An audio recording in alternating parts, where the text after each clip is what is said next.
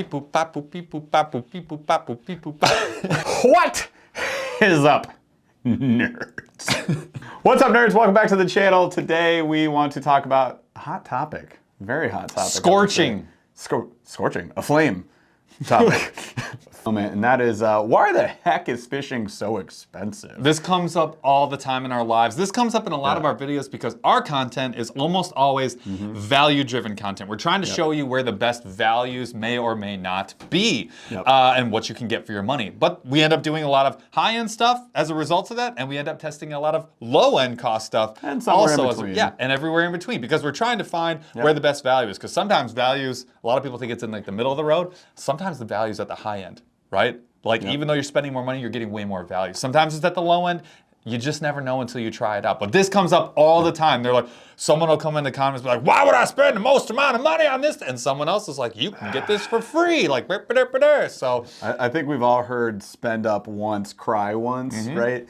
So I know there's a bunch of different camps here. There's the only super expensive stuff, like the Poison Ultra Ultima, $900, What is the Shimano? I don't even know what it's called. I don't care because I'm never buying it, whatever. So you're like only buying those, or like the Daiwa Zillion or the Steez, you know, you're gonna spend up on these things. And some of them are a great value. I mean, we've had like Punch Fishing on the channel who's talked to some of those and where he's like, this is worth spending up, this isn't.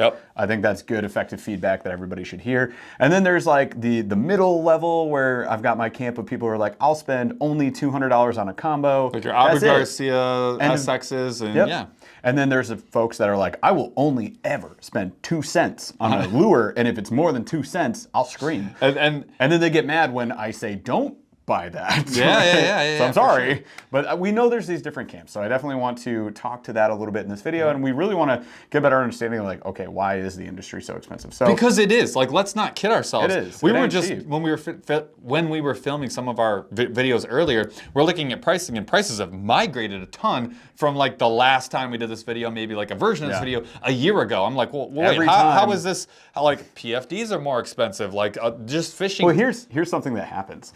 Because we record videos and they live in perpetuity on the internet, we will always get a comment on a video where somebody's like, it doesn't cost that much anymore, it costs this much. Well, and I'm like 6 months ago.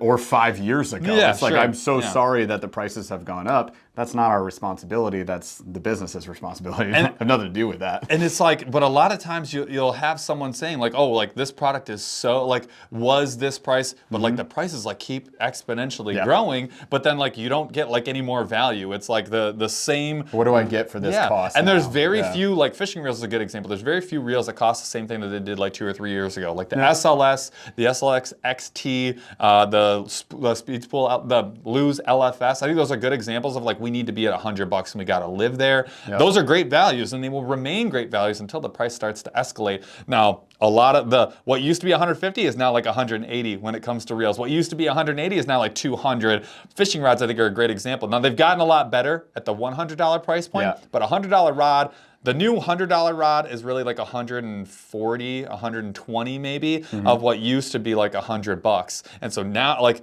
yes, there's some premium components in there and stuff, but like the prices are escalating. So like, why is that happening? And do you need to feel, like, why do people need to feel like they need to go spend that kind of money all the time? Those are, I think, the two topics that we want to tackle in this video. I will say kayaks definitely fall into that range as well, especially when you look at pedal kayaks. And there have been examples like Hobie was a great example of this. They skyrocketed their prices. $6,500 at the peak for a 360 PA 14. Pro Angler 13. 14.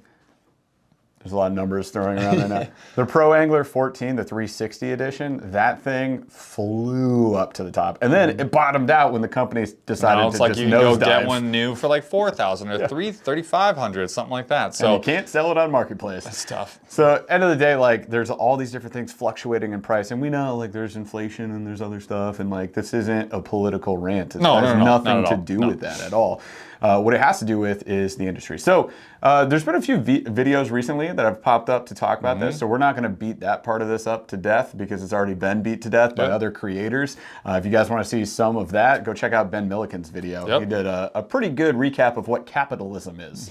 That's really what it was. Period. It was like capitalism exists and it's screwing you on what you have to pay for a fishing product. And it 100% He's totally correct. So it happened. what happens is we have a lot of these private equity firms buying up companies. Sure. In turn, what's going to happen is they need profits, so they're cutting costs everywhere. You're getting lower value in terms of the products that you're getting.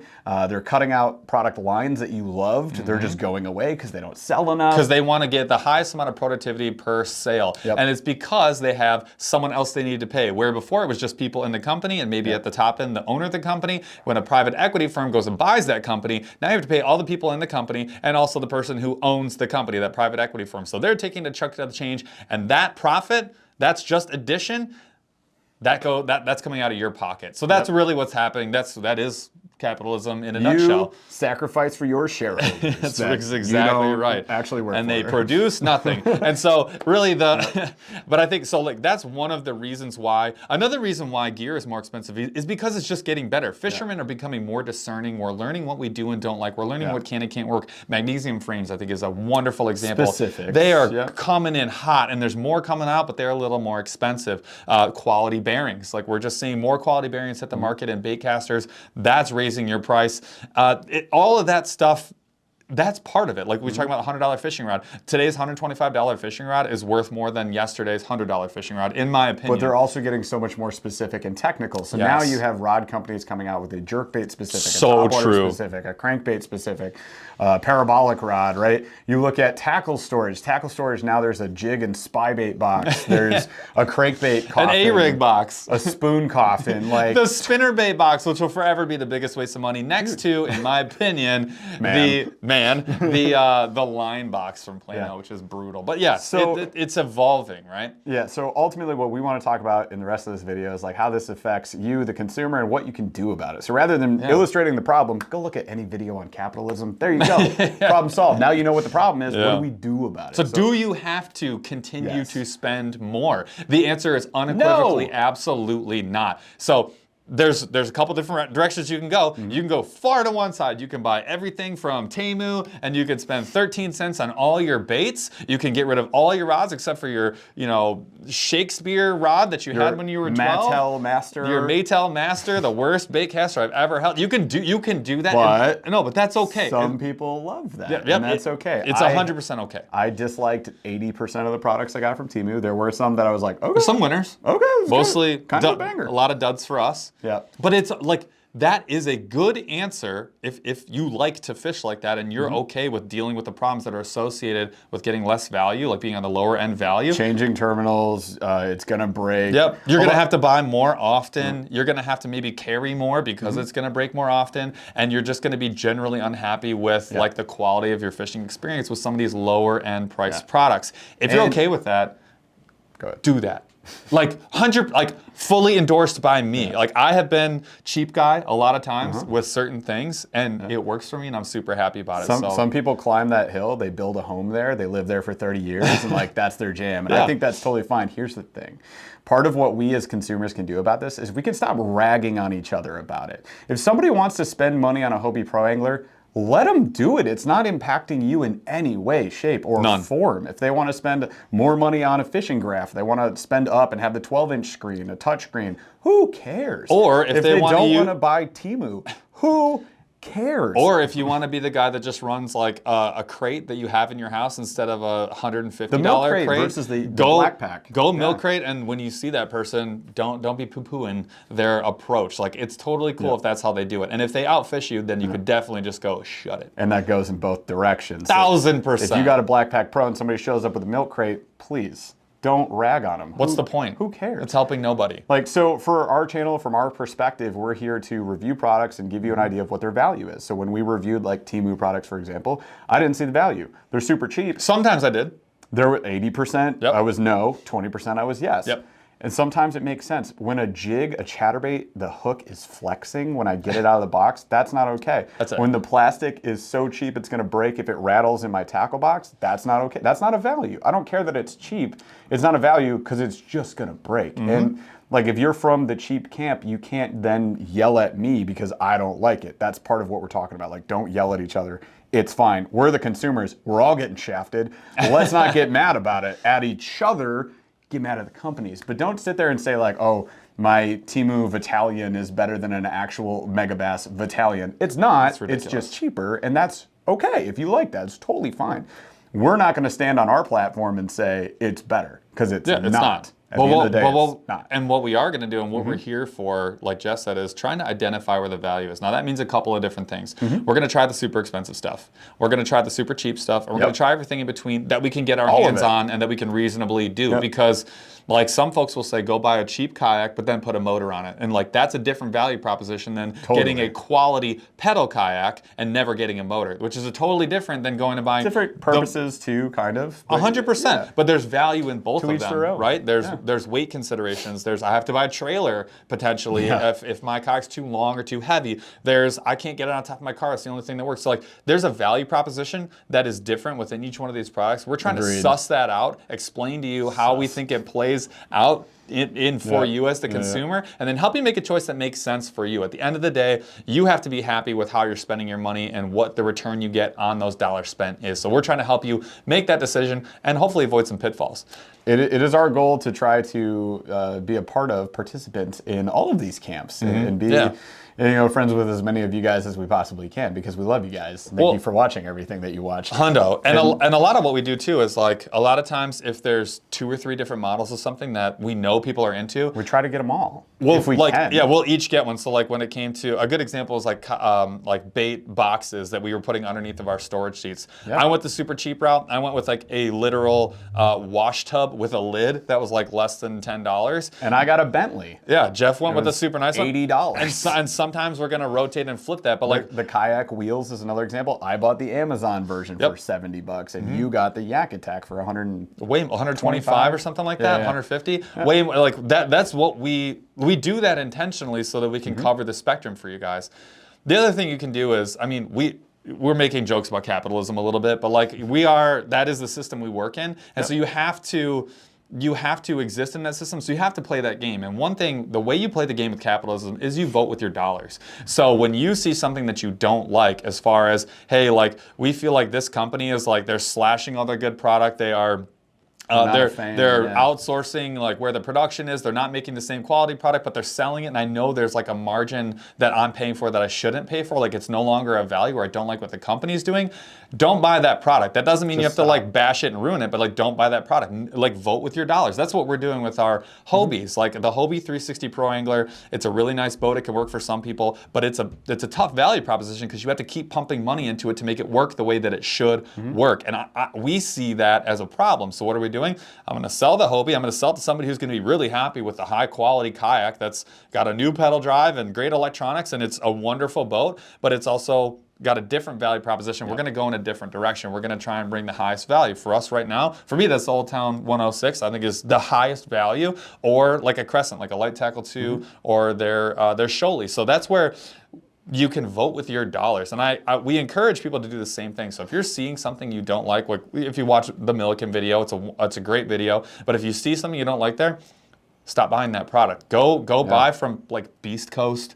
Go buy from Battle Baits. Like, do that. That is how you kind of break the system and get around this. That's why, like, you'll see Battle and Beast like stickers all over my stuff, because I feel like I know the dude that's tying those. Like, and he does a phenomenal job, in my opinion, better than a lot of these big retailers and manufacturers. Now, if you like a big retail manufacturer, if Berkeley is like the one and only for you, go do that. Keep doing that. But what you're doing, what you're doing when you make those expenditures is you're encouraging companies to keep doing what they're doing. So if a big company buys out a small company, they change the way they're doing everything. If you like that, you keep buying from them. If you don't like that, you stop buying from them. You do no longer encourage them this process to keep going. Other people are going to see that, and that's just the reality. That's how you vote in the system that we're in. And it only works if you do it en masse. If we don't all do it, then no change will happen. Facts. And all these amazing small companies are going to dissolve over time, or get bought up, or get bought up. Yep. Or continue to continue to struggle. So like, that's why, like, mule fishing for us, we've supported them from day one, and we will never stop supporting them. Highest possible value, in my opinion, certainly for plastics, but definitely for the total package, even within ultralight, which has a high amount of competition for value, but they just bring the highest value proposition, period. On top of all that, they just catch frickin' fish. And so that's how I vote with my dollars. Like, we make our expenditures and we divert people towards mule fishing because we feel like they're doing the types of things that we feel encourage the highest amount of value for the consumer, and not necessarily the highest amount of dollars for a company that doesn't make anything. I think at the end of the day, like the most important piece of this is that, again, we all come from different camps. We prefer to spend certain amounts of money on the hobbies that we have. If you want to spend less, that's okay. If you want to spend the most, that's okay. If you're up the middle, that's okay. Like, let's not rag at each other for that. So what I dislike seeing, and what we try to avoid from our perspective as well, is like we understand sometimes we're like, I don't like this. This is trash. We need to police ourselves. I'm here to tell you firsthand, sometimes we get a little too excited and we say things that go against our own values. So like, we also have to work on this. But I think we all collectively as a community definitely need to work on this. If the guy shows up with a milk crate, man, that is totally cool with me. In fact, mad respect. If the guy shows up with a Black Pack Pro, like, I don't care. That's awesome. Good for that person. If they're in a Hobie, great. If they're in a Sun Dolphin, great. Like, let's all just be cool with that. And cool it on the Titan X comments. Like, one example is, we've had comments recently, no, not naming names, but somebody was very mad we didn't buy a Titan X. And like, listen, I get it. You've got things that you like, we've got things that we like. It just didn't line up. There's nothing wrong with the Titan X. Absolutely not. I actually love the Titan X. We just don't have thousands of dollars. I don't have access to one. So. I do have access to an Old Town, which is why we have. Was one of the reasons why we have one. It's what we do have. And if you like the Titan X more than the Old Town, that doesn't mean the Old Town is bad. And you guys will probably see a Titan X on this channel in the future. Like, it's one that I really, really want. We just don't have access. It didn't work out with Bonafide, right? That's period. The end. That's what happened. Bonafide Native are the same company, in case you guys didn't know. So ultimately, we are all coming from these different camps, and it's cool because we're all in the same community. So as Paul said so eloquently, vote with your dollars, right? Pick the stuff that you like, the stuff that you don't like, or if a company's doing something you don't like, don't buy from them. And if we all work together, we can change some of these things, and maybe the consumers could win again. Because there was a time when consumers were crushing it in fishing, absolutely dominating the fishing industry. And now the fishing industry has turned the tables. That's okay. We can crawl our way back a little bit. We're coming back. We're coming back. I think the other thing too is another one of our goals is just get more people fishing. So like, whatever encourages people to get out and fish more. If that's really cheap product, if that's a high value product that makes it comfortable and easy for you to do it. Fancy, that's like stuff, the other goal is like just get you out more often, catching more fish and having more fun. That's the goal of this channel. A lot of that's centered around value, but that is like at the core of it. Like, that's all we really care about. So all of that to say, thank you for checking out this video. If you like these types of videos, please like and subscribe. That's super important to us. That's a free way you could support this channel. All right, guys, we'll catch you on the next one. Bye. Wait. Woo! You almost got my toes. I did it.